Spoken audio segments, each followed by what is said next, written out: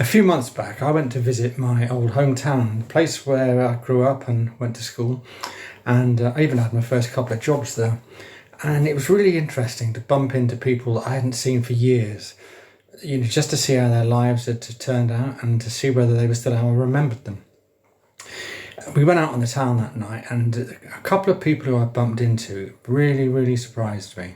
One was a guy who he'd actually been one of my best friends growing up, and I always looked up to him. I always thought he was the brightest kid in the class, and I thought he was going to go on to do great things.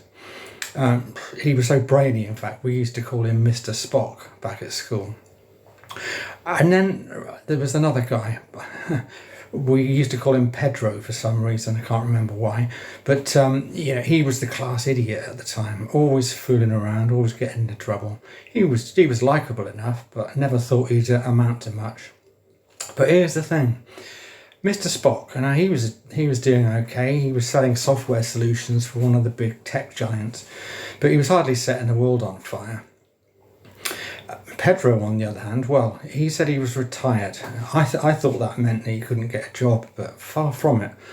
He had actually gone from being a painting and decorating apprentice when I knew him to building up his own mega successful software company, which he'd gone on to sell for an absolute fortune. And it just goes to show, success isn't always about being the smartest person in the room. It's just about being the most determined.